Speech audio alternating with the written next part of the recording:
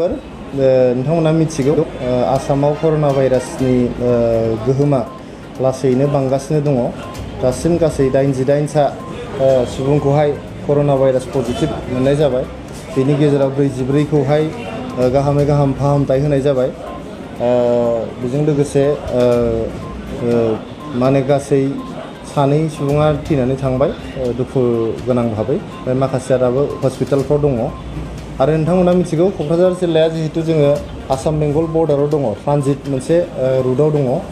बेखायनो जोंनाव क'क्राझार डिस्ट्रिक्टआव जों मिथिनाय मथे गासै 19टा क्वारेन्टाइन सेन्टार बानायनाय जादों।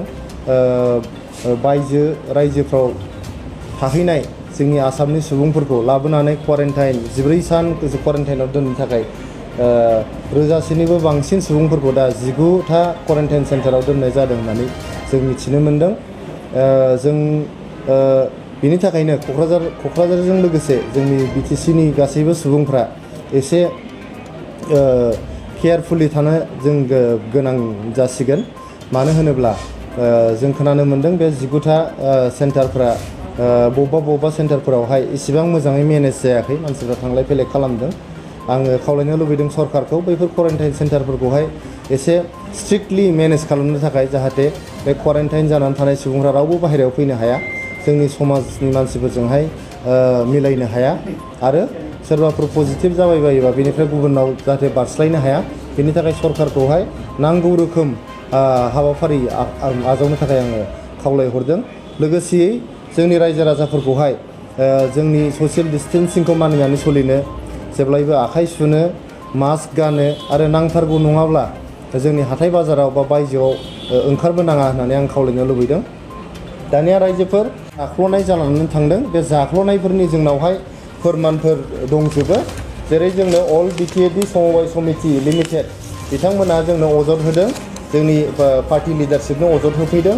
गासै 75,73,75,972 रां, जे रांखौ आसाम गभर्नमेन्टआ BTC गभर्नमेन्टनो दिहुननानै हरबाय।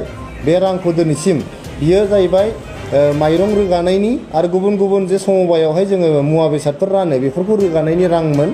लोगोसेयै जोंनि जे रेशन दखानिफोरनि कमिसनमोन बियो, समबाय समितिफोरनि कमिसन आरो रेशन दखानिफोरनि कमिसन। जे माइरं जे जों थाइसेयाव फानो, बे थाइसेखौ जों सरकारनिफ्राय बायनानै लाबोयो, बेखौहाय जोङो दैखांनानै लाबोनो एफसे गडाउननिफ्राय समबायनि गडाउनसिम आरो समबाय गडाउननिफ्राय रायजो राजानिसिम सौहैनो थाखाय सरकारानो बेखौहाय हान्था मेलानि जे रां हरो, बे रांखौ आसाम गभर्नमेन्टआ दिहुननानै हरजोब्बाय। गासै 36,86,982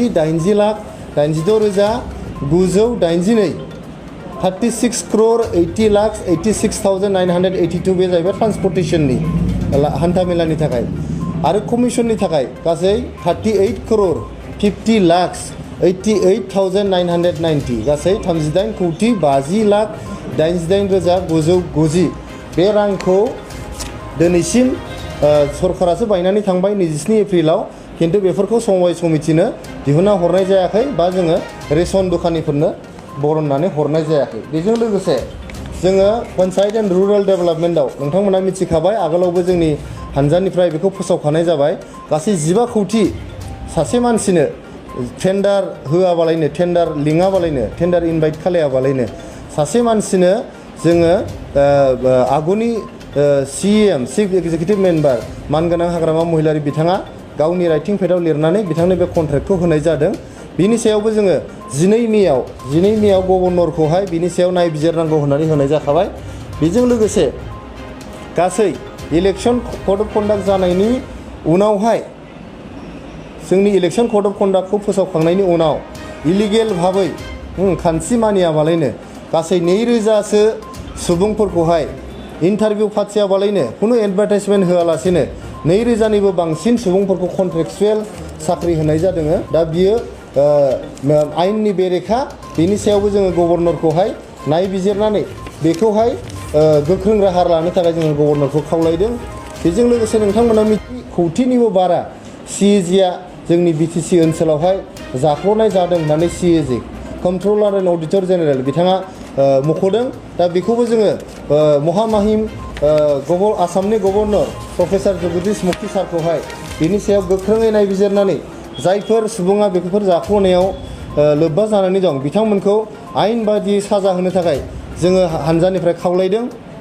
जोबथारनायाव बिटिसि इलेक्सन फोसावनायनि सिगां जोंनि बिटिसि ओनसोलनि जौगानायनि थाखाय लामा दालां स्कुल कलेज गोरिब दुखियानि न' बा गोबां जौगानाय हाबाफारि लानो थाखाय आसाम गभर्नमेन्टनिफ्राय गासै 14 फाइनान्सनि 14 फाइनान्सनि आवथायाव 14 फाइनान्सनि आन्डाराव आसाम गभर्नमेन्टनिफ्राय बिटिसि गभर्नमेन्टनो गासै 120 कौटि रां दैथायहरनाय जादोंमोन।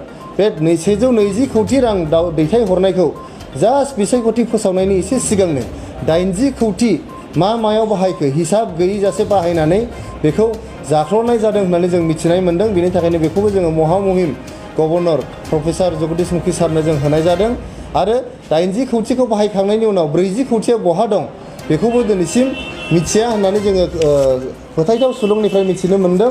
बेनि थाखायनो बेफोर गासैखौबो जोंनि महामहिम गभर्नर प्रफेसर जगदीश मुखी सारखौहाय गोख्रोङै नायबिजिरनानै थन्न नायबिजिरनानै जायफोर सुबुङा बेफोर जाख्ल'नायजों लोब्बा जानानै दं बिथांमोनखौहाय नांगौ बायदियै साजा होनो थाखाय जोङो खावलायदों।